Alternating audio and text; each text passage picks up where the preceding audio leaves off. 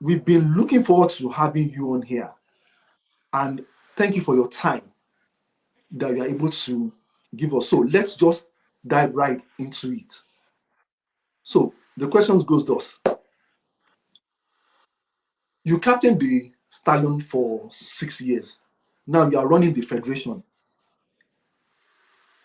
The federation that stands out, the same players out. How different does rugby feels from the other side of the touchline?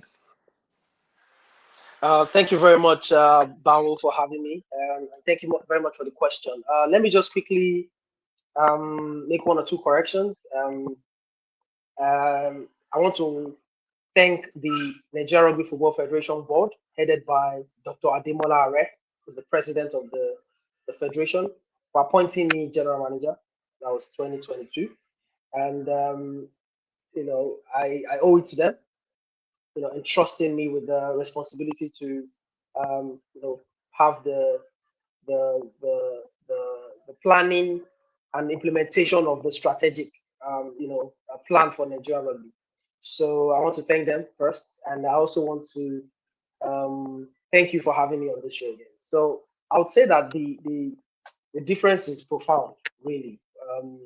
Captaining the team and being on the other side of admin, and it's a very humbling experience.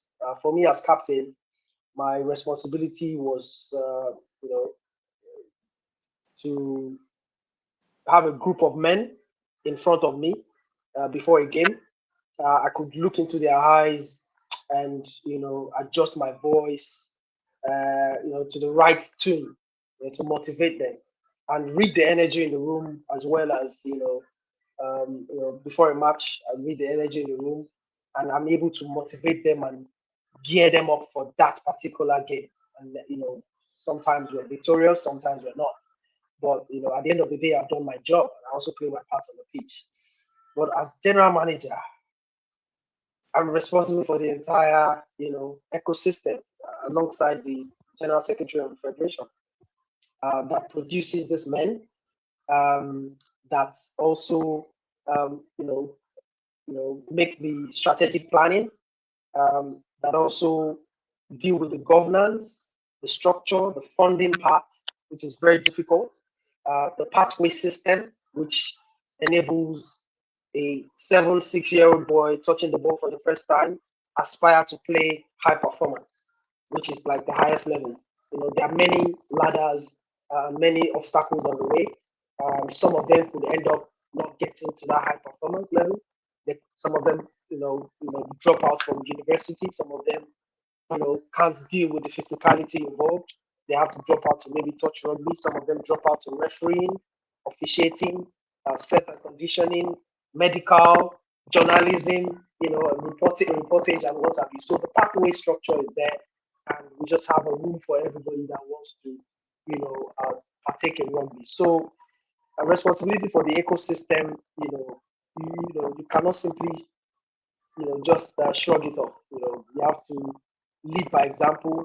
Um, and in the boardroom, when you're on the pitch, you have to lead by example. You have to, carry the ball forward. You have to, encourage the team when they're not doing well. But in the boardroom, it's a different. It's a different. You can't simply just shout or and do what you do on the pitch. It's a different. It's a different scenario. And in the boardroom or in the email thread, sometimes I have to, respond to about 10 emails per day, just trying to fix things up and trying to make things work. So what I can say in all this is that, playing um, captain taught me a lot. It taught me one thing that translates into, you know, being able to motivate a team, being able to get results. Um, and for me to be able to fit in perfectly into this role, you do not wait for perfect conditions. Sometimes it's raining, the team has to play, and you lead with what you have at that point.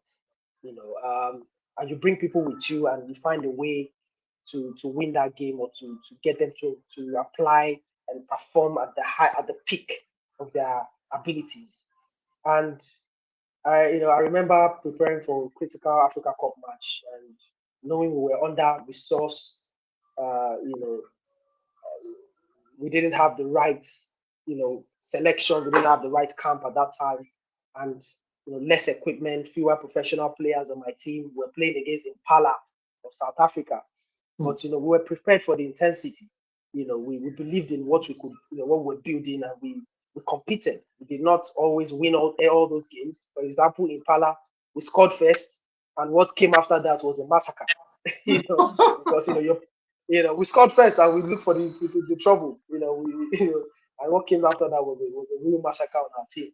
But what I'm just trying to say is that you know that spirit of discipline, committed effort in spite of limited means, is the spirit that I've tried to bring into the federation.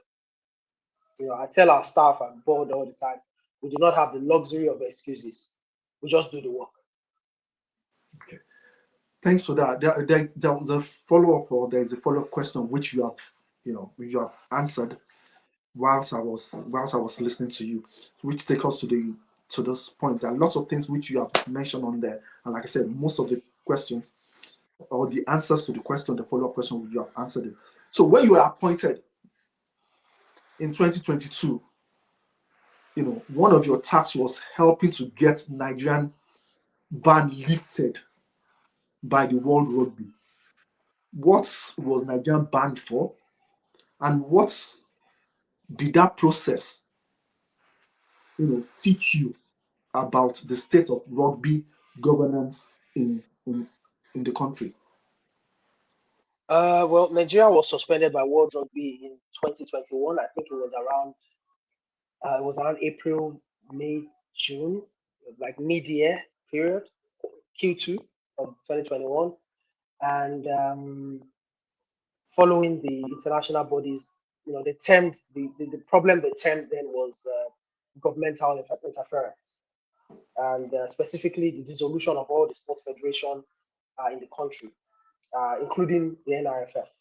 So, it was then the Ministry of Sports, headed by Honorable Sunday Dare. World Rugby has very clear rules. Government must not interfere in the internal governance of its member federations. So when the principle of that principle was violated, a ban follows automatically. And also there were some shenanigans that went on, within the rugby stakeholders at the time that fast tracked that ban on Nigeria. And so we lost our ability to compete at the Rugby World Cup 2023 qualifiers. And it was a real setback, big setback for us. We couldn't compete in the 2023 World Cup qualifiers. The Birmingham Commonwealth Games, rugby qualifiers, we also couldn't compete. I was hoping that would be like my last, one of my last competitions that I would attend as a player. I'd longed to participate in the Commonwealth Games, but it wasn't meant to be because of that ban. I tried all my possible best to try and rally around, get players to plead with the government at the time, but it didn't work out. So those were real tangible losses for us as players at the time. What the process taught me was that governance infrastructure in Nigerian rugby was fragile, and not because people were not committed, but because the institutional walls between sport and government had not been properly built. So that then, informed our decision, our collective decision to support the current president, which is Dr. Ademola Are, who was there, a former director in the Ministry of Sport, to come in and try and bridge that gap, that reoccurrence of bans. We needed to stop it. So one of the best ways to do that was to support his bid as president. And since he resumed in 2021, he has been able to stabilize the federation. We're now stable. We steadied the ship, and like you said, our immediate brief was rebuilding those walls and making sure that we get reenacted back into world rugby, and we got to work. We held a lot of meetings, series of meetings, and I have to seize this opportunity to thank the president of Rugby Afrique, Mr. Herbert Mensah of Ghana. He was instrumental in the reinstatement efforts of getting Nigeria back on board, and we are forever grateful to him. He went the extra mile to ensure that happened. I was also part of that process, even though I didn't hold any position at the time. I was just a mere, ex-player. But World Rugby always wanted me to be part of that, negotiation and discussions on what Nigeria needed to do to get back. So we had to rebuild. We had to get our constitution sorted and re ratified.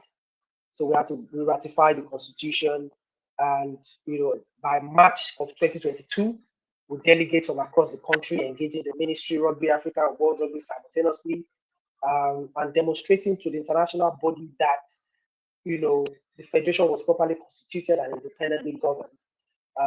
On the 10th, by the 10th of November 2022, at the World Rugby Council meeting in Auckland, I will not forget that date. In New Zealand, Nigeria was unanimously reinstated, and I commend the board once again, Dr. Are, for the continuous grit that they showed at the time. It was a fight that required extraordinary patience, diplomacy, and persistence.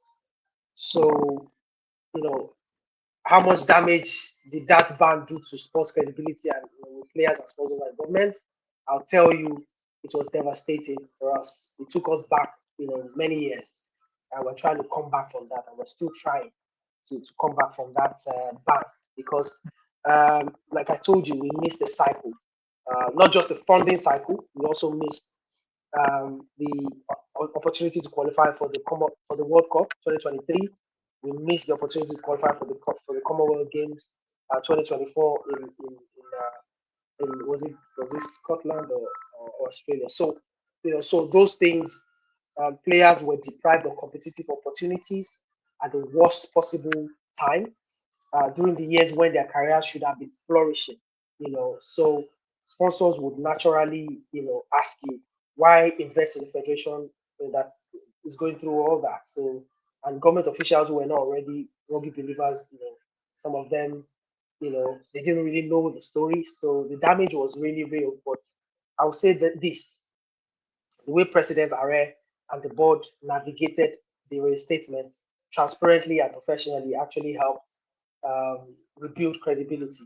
So we're coming back stronger with a new logo. We had to get it. We had to rebrand the whole thing, get a new strategic plan, and we had a partnership with Flowvale, and then sent a message that Nigeria Rugby, was back, and that was how we were able to navigate that journey. But thank God, things Yeah. are starting to normalize.